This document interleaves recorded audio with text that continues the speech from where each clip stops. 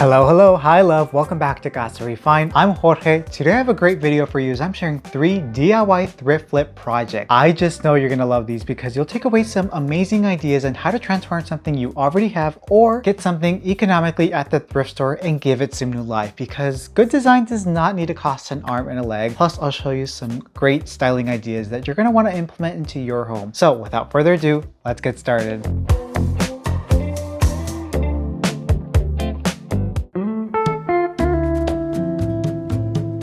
Honestly, I feel like we all have some of these laying around. It's a glass bowl, a glass vase, something glass that honestly nothing too special, but maybe we can transform it and make it look like handmade pottery in a new way. First up, I'm gluing some thick rope around the larger bowl here. This will help create the illusion of it being thicker, but also add a bit of detail and design. While I'm at it, I thought it'd be interesting to glue some more rope in sort of a half circle form around the neck. Again, I think this would make this piece feel a bit more interesting.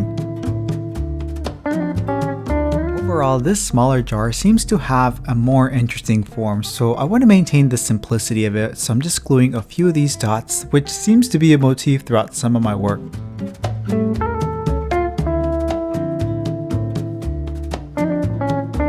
At the end of the day, I want this to be seamless and not look like a DIY, so I'm taking some of this caulking stuff and using it to fill the gaps. While I'm at it, also using it to create some texture throughout the vase and help give it the look of pottery. This stuff is typically used for finishing out trim and molding, but why not use it on this? Plus, it's quite economical too. A little tube goes a long way. Okay, it is the next day and the pots have now dried. As you can see, it looks pretty good. It added subtle texture, which I think will make it look more like pottery. I did do some light sanding just to knock off some of those high bumps, but it's looking pretty good. Now, before I start painting this and giving it that antique pottery look, I'm going to go in with some primer just to make sure it has some good coverage, and then we'll make this look like pottery. I've been working on other projects that require some primer and have been applying it with a roller, so I'm just going to use it here. Otherwise, I probably would use a brush. In fact, it would be easier to apply with brush, but this will work too.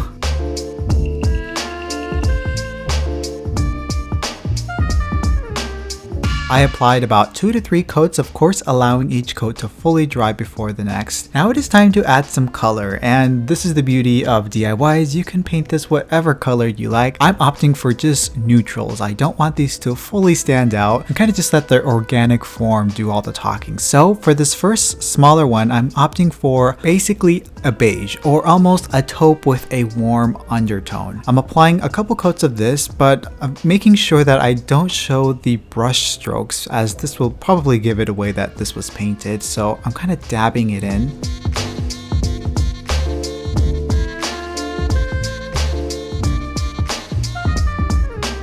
I think this larger pot could benefit from a dark charcoal. Kind of reminds me of like those antique Chinese pots that have a beautiful dark brown and then they have that aged look. That's what I'm envisioning for this piece at least, and just trying my best to apply this with the brush again.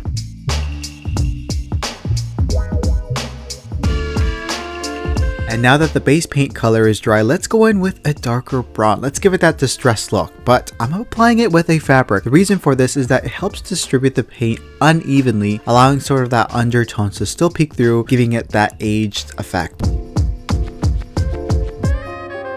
And for the larger pot, let's add some white paint. Why, you ask? I have no idea. In fact, it kind of looks awful on camera. And I'm really trusting the process and hoping that it works out, because I really think it's going to be about the layers of the different colors that will make this feel, I guess, more authentic. I think this small pot can benefit from almost this brown orange color, maybe a bit of a dark brown. And similarly for the large pot, let's add some brown to just warm it up a bit.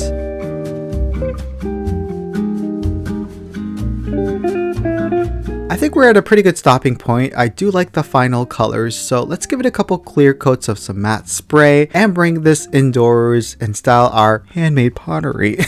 Oh my, what do you think?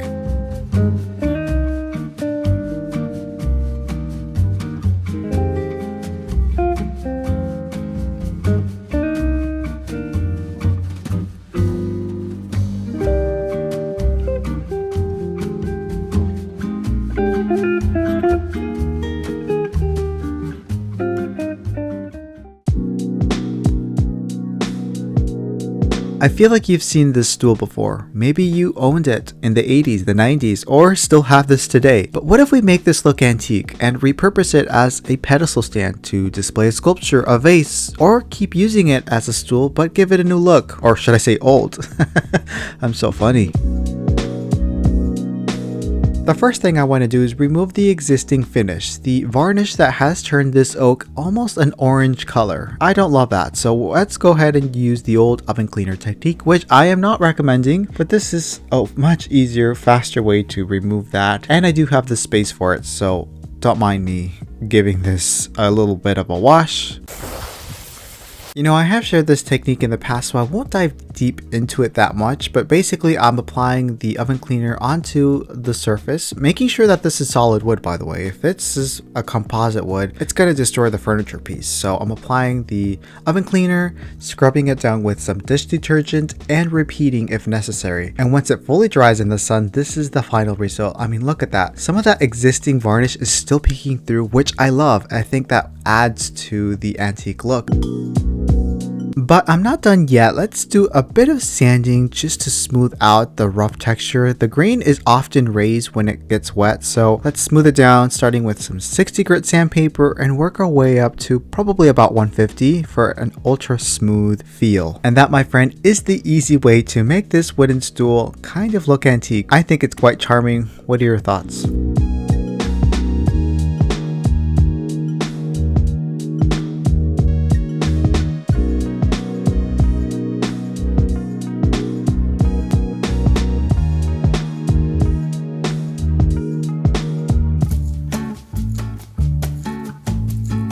Last but certainly not least, let's transform this blue acrylic shell. I actually thrifted a while back and I really like the form of it, but this blue is just not for me. And lately on Pinterest, I've been saving a few of these sort of plants that are often potted in these bowls. Overall, they're just very sculptural and I just love the look of that. So maybe I can achieve something like that with this shell. So first up, let's start by adding some texture to the bottom. As you know, the exterior of the clamshells are often rough and grainy, and I think I could achieve this with this tube of caulking, which I know is typically used for windows, doors, trim, and all that, but why not use it here? It's pretty affordable and it actually sticks to the surface.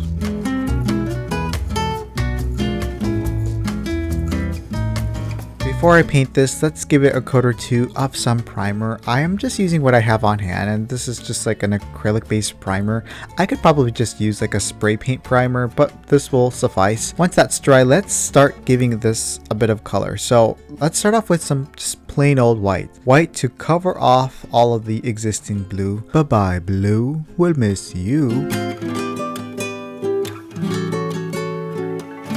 Next, I'll spray on some creamy beige and follow up with an antique gold. Well, here's my thinking. I want this to, I want to recreate the look of capiz shell, which is often found, I think, in oysters. And if you know anything about that finish, it's quite wonderful. It's like a creamy color almost. It's like a off-white, but it has sort of an iridescent look to it, which makes it so special and I think pretty hard to replicate. So I'm just trying my best with what I have, using some creams, some metallics, and topping it off with a clear gloss. If there is an existing product or spray paint out there that creates that look, please let me know. I would love to try it. As it comes time to do the exterior of the shell, I'm going to attempt to do this by hand using some acrylic paint. It would be a good idea to have a real shell in front of me, or at the very least a photo of one so I can reference, because what is this? I added some black paint, like, excuse me, what? I don't know. So I added, I guess, layered on some beige paint on top of it, which kind of created a happy accident. At this point, I'm just trying to save this piece and make it look good. I'm trying my best, and I don't know, in the end, Picasso, I like it. Remember earlier when I was inspired by those moody planter arrangements? Well, let's improvise a touch and make this more of a floral arrangement. I'm thinking something moody that will work great for this upcoming season where things are just more romantic in my mind. I don't know why, but I'm gluing some floral foam and I'm inserting some of these moody floral picks. These are faux, but they look realistic. I will link them below. I think these could work well with so many different ways. I'm using 3, kind of varying the heights to create a more dynamic feel. Next, let's add some of these dry branches. They're real and I think it'll add to the sculptural quality of the piece. Not too much. I want to keep this simple. Which, by the way, this video is not sponsored, but I want to give a quick shout out to my online store, casarefinedshop.com, where you can find some handmade, vintage, pre-loved, or new, well-curated pieces to help make your home feel a little bit more refined. I'm so excited to launch the fall collection coming August 28th, or maybe it's live by the time you watch this video. I'll put the link down below. With love from me, Casa, to yours, casarefinedshop.com. Let's top it off with some sheet moss. Honestly, this stuff makes any arrangement look so much better, and I think the color of the green is just spot on. I will link it below. But that concludes this DIY. I love how we gave this party bowl / shell thing new life, new purpose. It certainly is beautiful and elegant. Let me know your thoughts on this DIY.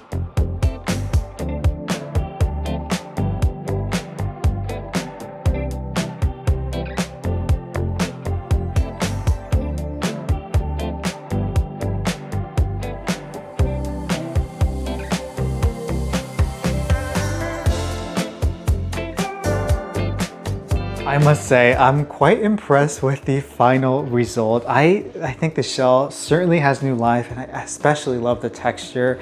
And of course, this simple arrangement is something you can totally do yourself. I will go ahead and link the real dried branches I use along with these faux sort of leaf stems that they look realistic. They're just perfect for this time of the year. You can just take an existing bowl, add some floral foam and insert them in there. Top it off with some moss like I did to make it feel more complete and whimsical. I love it. Sometimes it's the simple things that can make a big difference. So I'm curious to know which of the 3 projects was your favorite. Let me know in the comments below. With a little bit of patience and love, you can certainly transform something you already have, or go to the thrift store, get something economically and make it fit your style. So I hope that you enjoyed this video. I have a couple more ideas coming, so be sure you are subscribed.